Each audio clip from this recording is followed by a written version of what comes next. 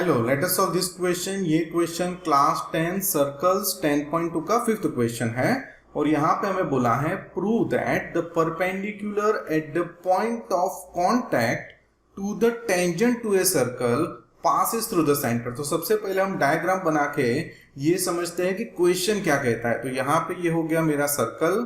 अभी हम बना देंगे एक टेंजेंट। तो ये मेरा टेंजेंट हो गया। यहाँ पे नेमिंग कर देते हैं ए बी। यहाँ पे जो पॉइंट ऑफ कांटेक्ट है उसे हम बोलेंगे पी और सेंटर को हम बोलेंगे ओ।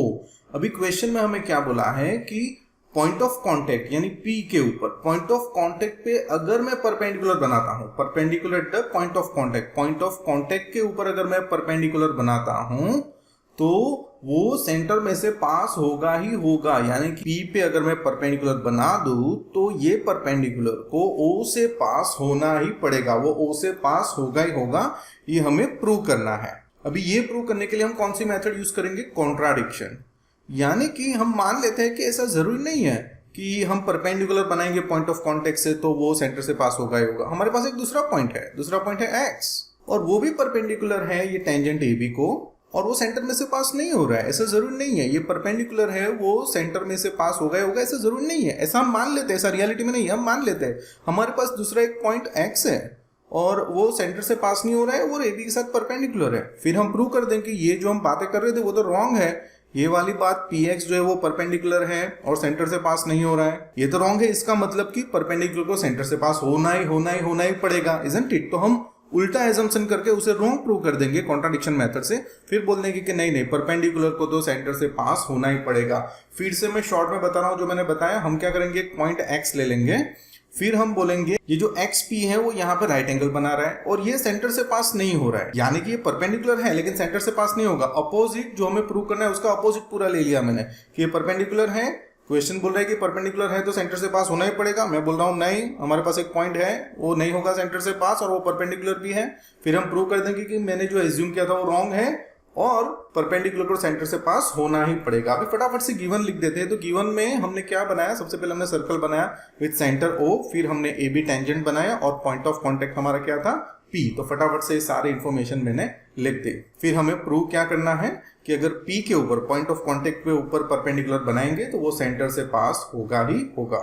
अभी हम प्रूफ पे चले जाएंगे और प्रूफ में हम शुरुआत करेंगे थ्योरम 10.1 से। हमें पता ही है tangent of a circle is perpendicular to the radius, isn't it? तो ये टेंजेंट है हमारा ए बी और ये ओपी जो है रेडियस है और पी पॉइंट ऑफ कांटेक्ट है, तो ओपी डेफिनेटली परपेंडिकुलर होगा ए बी के। तो इससे हम बोल सकते हैं कि ओपीबी जो एंगल है वो हो जाएगा हमारा 90, isn't it? OPB is equals to 90।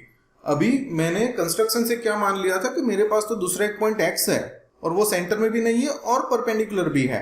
तो हम बोलेंगे बाय कंस्ट्रक्शन हमने क्या मान लिया था कि हमारे पास पी एक्स है जो परपेंडिकुलर है और सेंटर ओ से पास नहीं होगा।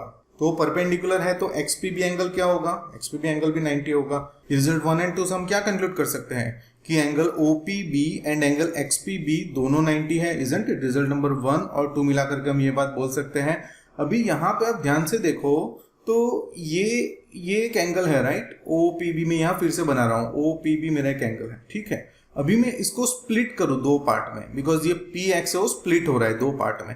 तो अगर होल को, ये होल, इसको होल बोलेंगे, ये होल 90 एंगल जो है उसको स्प्लिट करेंगे तो डेफिनेटली ये छोटा होगा, this can not be equal, right? अगर स्प्लिट करेंगे, ये मेरे पास फॉर एन एग्जाम्पल दूसरा मैं एक ले लेता हूँ कि ये मेरे पास 110 एंगल है, उसे मैं स्प्लिट करूंगा तो ये जो बनेगा वो डेफिनेटली 110 से छोटा ही होगा, ये भी छोटा होगा। यानी स्प्लिट करके दो पार्ट करेंगे तो दोनों पार्ट ओरिजिनल जो है उससे छोटे ही होंगे, इजंट इट? तो यहाँ पे मैंने स्प्लिट किया और मैं बोल रहा हूँ कि नहीं ये तो परपेंडिकुलर है, तो वो तो गलत बात हो गई। That is not possible. यहाँ पे स्टेटमेंट भी लिखना है कि it is not possible as a part can never be equal to whole. ये हमने पार्ट किया और वो होल के इक्वल नहीं होगा। ये पॉसिबल होगा only if line XP passes through O, यानी कि ये लाइन अगर ऐसे हो तो ही पॉसिबल है, अगर ऐसा है तो ये पॉसिबल नहीं है। ये पॉसिबल अगर ये दोनों सेम होंगे तो ही पॉसिबल है। उसको अगर स्प्लिट कर दिया तो वो लेस देन 90 हो जाएगा। अगर ये दोनों सेम है, ओपी और एक्सपी ये दोनों सेम है, इन दैट केस ये पॉसिबल होगा। उसका मतलब होगा कि अगर परपेंडिकुलर बनाएंगे पॉइंट ऑफ कांटेक्ट पे, टेंजेंट के पॉइंट ऑफ कांटेक्ट पे, तो उसे सेंटर में से पास होना ही पड़ेगा। हमने दूसरा ले लिया लेकिन हमें पता चला वो पॉसिबल नहीं है।